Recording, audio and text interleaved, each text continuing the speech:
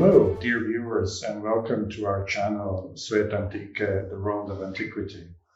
We are here today to talk about ancient sexualities with our host, Jelena Pilipovic, who is a full professor at Belgrade University and has received various awards for her research from various universities, including one from the city of Paris. And her research focuses on ancient poetry, especially the erotic aspects of it. Thank you, Kresimir. I'm deeply honored to talk with you. Kresimir is a doctor of philosophy from the Oxford University, and he has been researching in various universities in Italy and Germany, and currently his position is at the University of Venice Ca' Foscari. Thank you very much. I'm deeply honored to talk to you. And your research concerns mainly the, let's say, sexiest of all the ancient Roman rituals. It is the Lupercalia. So can you tell us something more about this fascinating ritual? And can you especially shed some light on the very interesting fact that the Luperci, so-called Luperci, were actually walking through ancient Rome completely naked? Yes, of course. So the Lupercalia, as you say, was indeed one of the sexiest, but also one of the most important festivals in ancient Roman religion. And that may be unusual for us because we think of religion as something more serious, something more ritualistically oriented, like Christianity or Islam and so on. But in fact, ancient Roman religion had many aspects that were sexy. They had festivals where prostitutes would come on stage.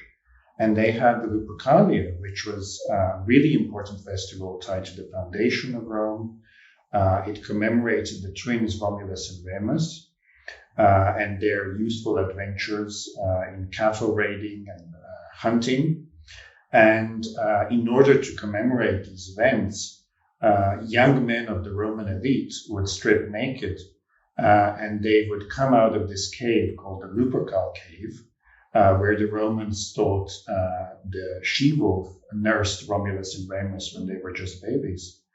And they would sacrifice goats, these priests of the savage god Faunus, and they would cut the skin of the goats into thin strips.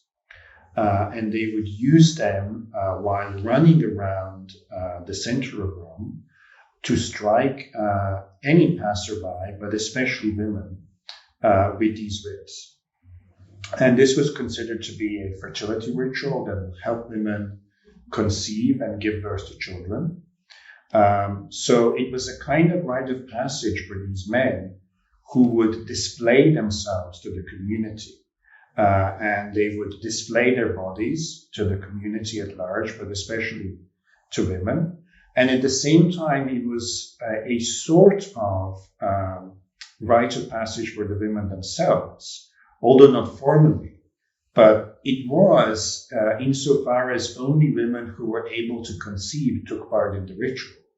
And of course, for most Roman women, the most important thing was to give birth to children. So it was a really important factor also in female sexuality as it was in male sexuality. Thank you so much. And may I ask something else? Since we all know a lot about so-called Greek love and about Greek, view of the homosexuality, but the Roman view of the homosexuality isn't very well known. Can you tell us something more about it? And especially, could you please compare that with our modern attitude towards homoerotic and homosexual relationships?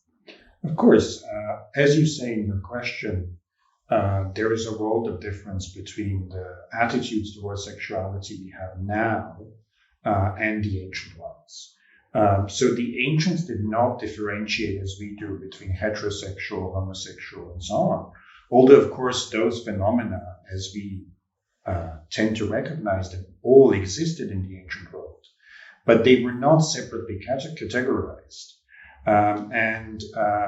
Because most of the ancient sources are men, we have this bias that they mostly talk about male sexual affairs as opposed to those of women, unfortunately. And so when it comes to male sexuality, Roman men enjoyed a great deal of license in their sexual behaviors. So they could sleep around with various women. Prostitution was not only legal, it was even encouraged in many cases. And Roman men could, as long as they were perceived to be the dominant partner in these relationships, sleep with both men and women. And this included not just prostitutes, but men and women of various social classes.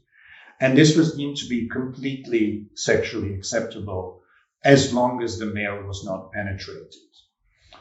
So the men had to be dominant.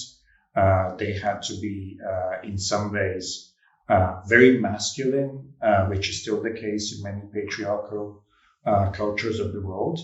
And as long as they were perceived this way, they could sleep with either gender. This was not such a huge factor in the differentiation between sexualities as it is today in case of homosexual or heterosexual love.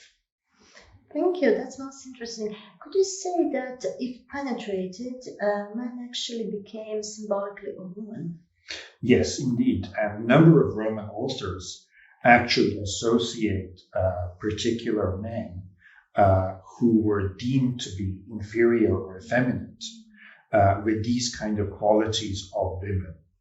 And this is something that we may sort of perceive to be unusual. But given that Roman masculinity was constructed in terms of domination and penetration, to the Romans themselves, this was completely normal. And they even associated men who were penetrated in sex with lots of other effeminate qualities, such as the loss of control, so a kind of dramatic behavior, or things like depilation, so displaying bodily qualities that they normally associated with women. Thank you so much. Thank you. Thank you.